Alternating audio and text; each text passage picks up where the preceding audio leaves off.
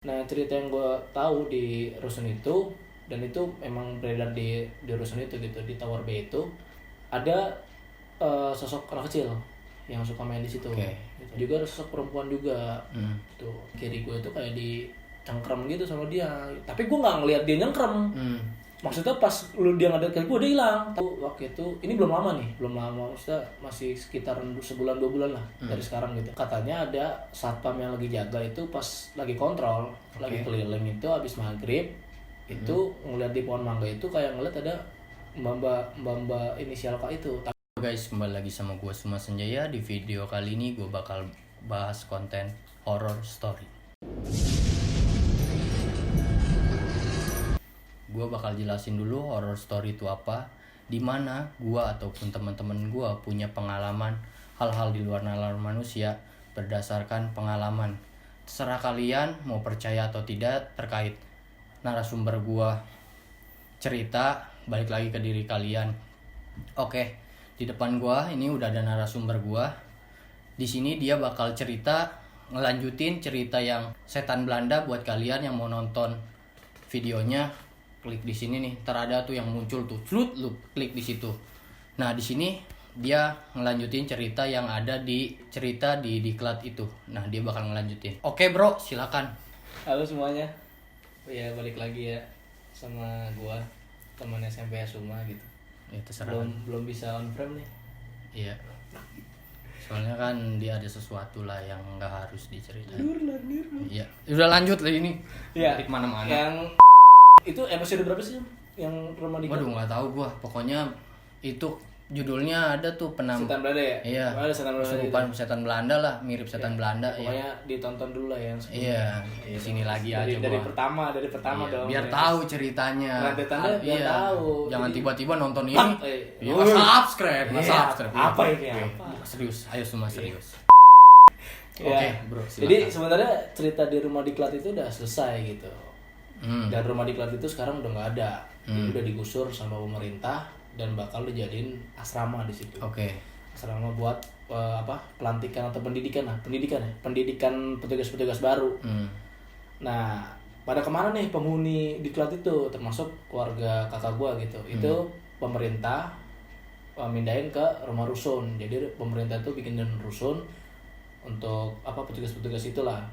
Termasuk kakak ipar gua itu, keluarga kakak gua. Nah, itu di rumah rusun itu pun ada beberapa kejadian yang gua alami sendiri, dan juga ada beberapa cerita-cerita yang beredar di masyarakat rusun itu gitu.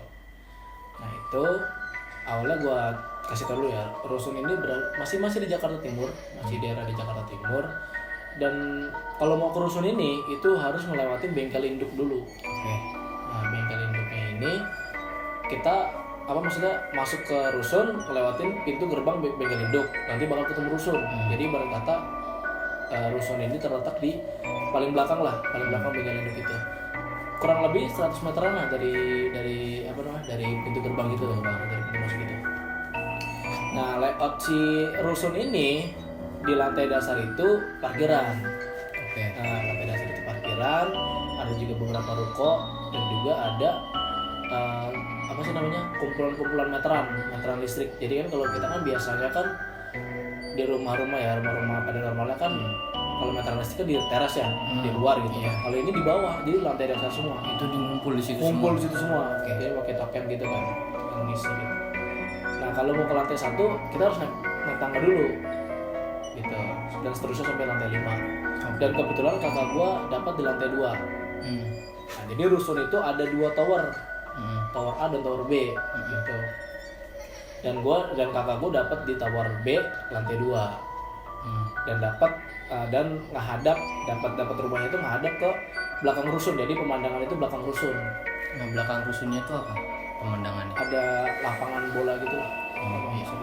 Nah, ceritanya di rusun itu, gue cerita dari yang beredar di masyarakat dulu ya. Jadi ini mau ceritanya ngawur, maksudnya nggak branded, maksudnya nggak berurutan. Iya, nggak berurutan gitu. Jadi loncat-loncat dan waktunya itu cukup jauh gitu.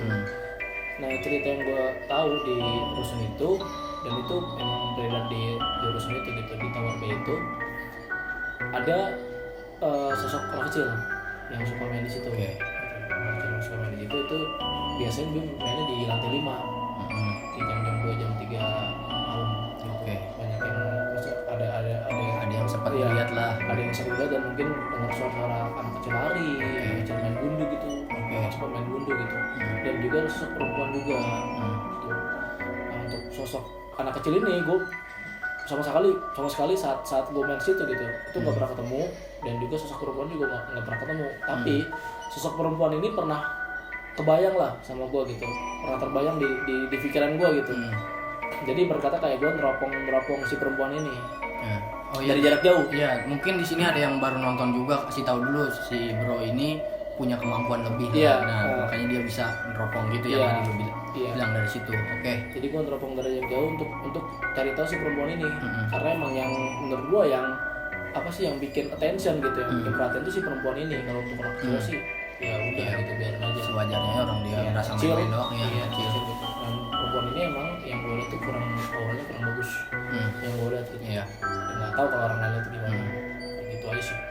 Itu cerita yang berada di masyarakat. Untuk pengalaman yang gue alamin itu pas suatu hari jadi gue main ke sana.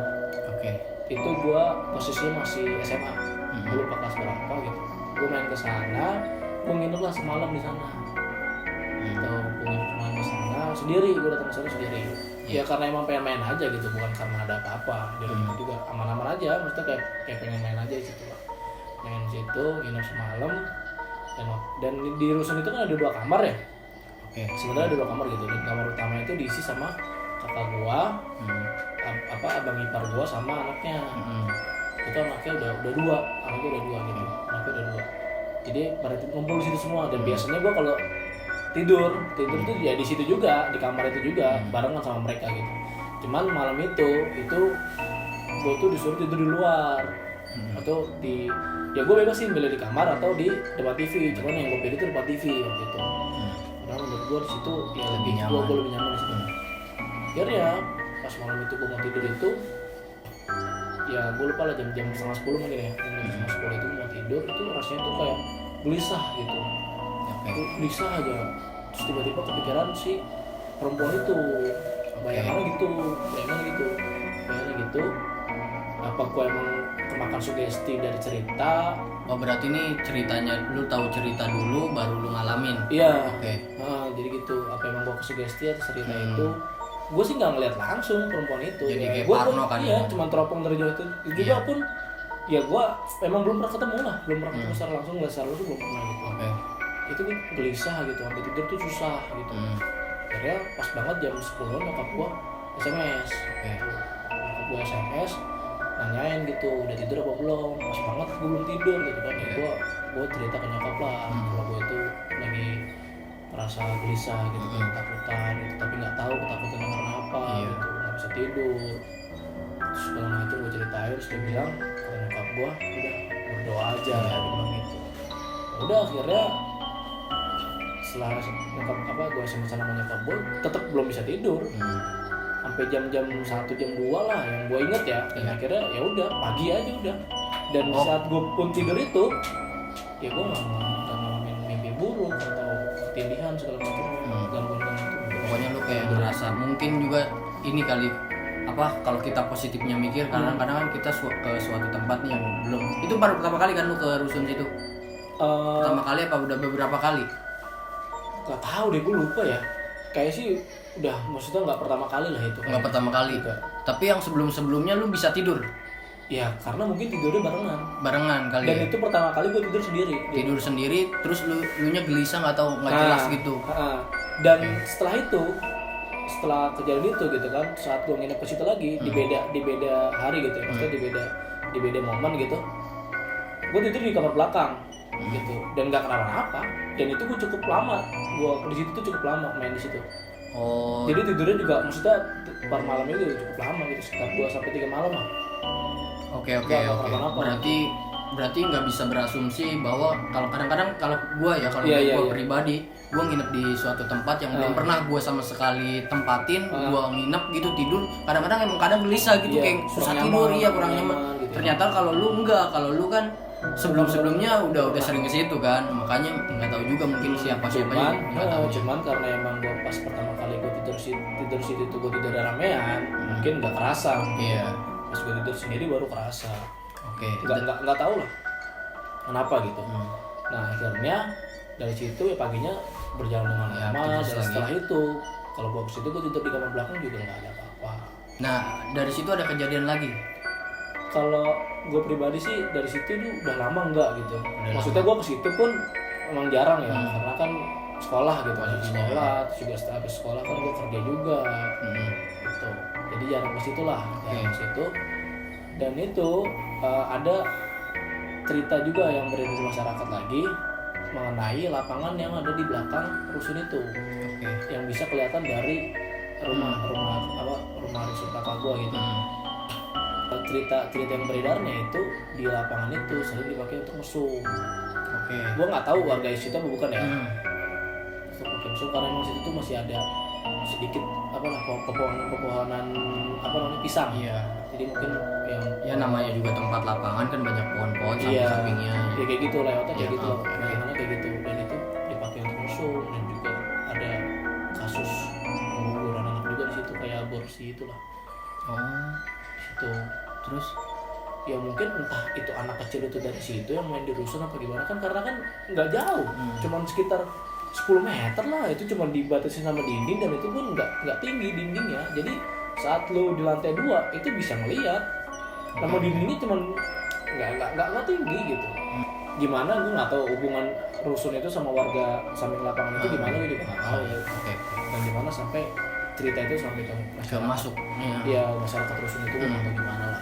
Terus nah itu kan rusun itu kan ya gitu kan, maksudnya ya tau lah rumah rusun gimana sih. Dan kakak ipar gue mungkin mikir ke depannya nggak bisa nih tinggal sampai tua di sini ya. Dan akhirnya kakak ipar abang ipar gue tuh bikin keputusan kalau bakal bikin rumah sendiri. Gitu. Tapi masih di Jakarta Timur juga gitu, karena memang udah di circle di situ kan, teman-teman di situ gitu, banyak tempat kerjanya juga di situ, jadi banyak relasi di situ lah. Jadi silaturahmi juga kan dari circle yang dulu sempat ditinggalin. Terus itu akhirnya bikin rumah, tapi masih tinggal di rusun gitu. Bikin rumah itu, dan akhirnya rumah jadi pas rumah jadi pada pindah ke rumah pribadi. Rumah pribadi, dan rusun kosong, tapi masih milik kita, masih hak kita gitu. Kadang juga abang ipar gue masih kesana sekali. Iya, yang lu bilang tadi. Musim itu kadang juga tidur situ. Kalau kakak gue lagi main ke Tangerang gitu, lagi main ke sini, kadang juga tidur situ juga, tidur rusun gitu. Nah, itu, kejadiannya itu setelah gue pindah ke rumah pribadi, tapi masih di rusun itu kejadiannya, hubungannya sama rusun itu.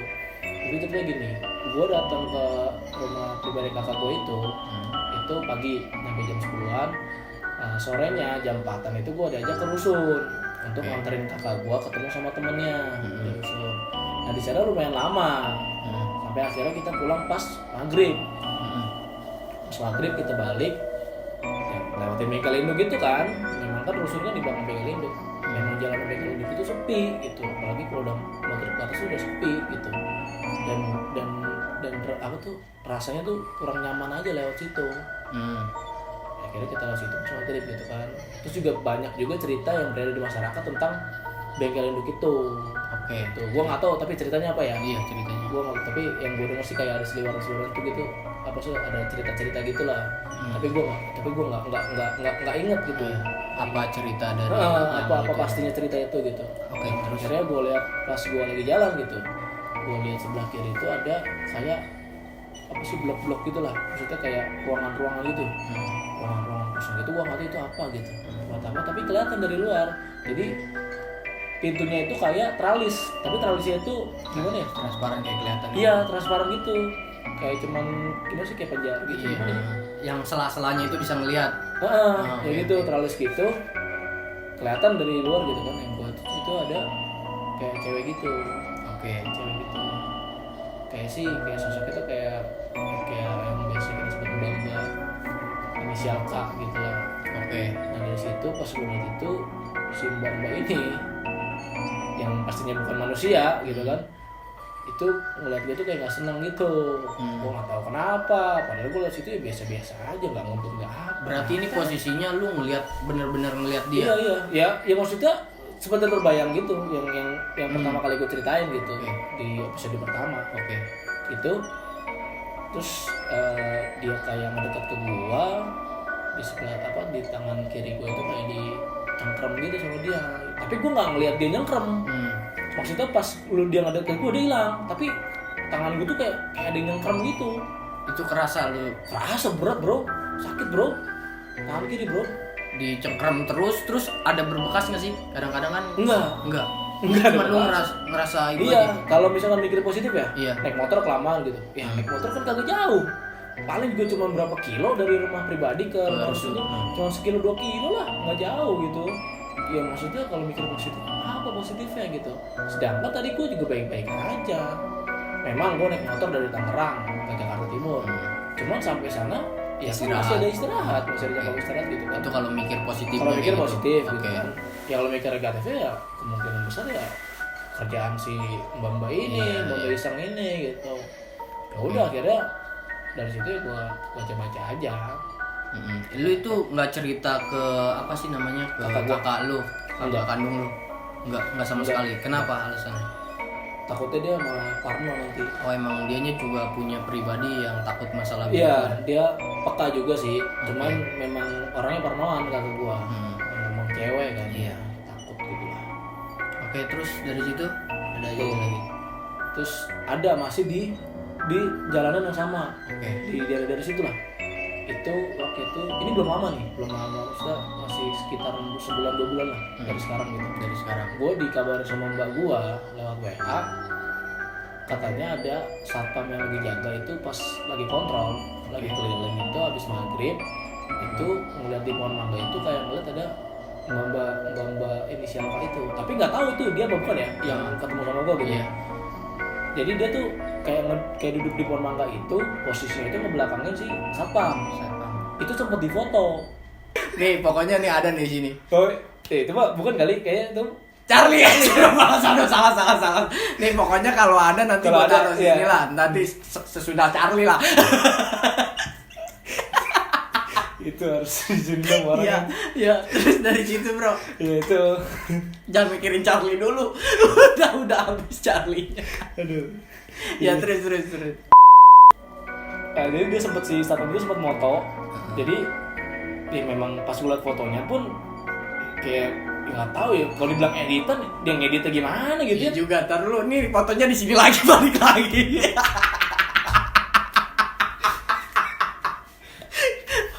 Oh salah ini mah Charlie ST12. Ayo lanjut lagi.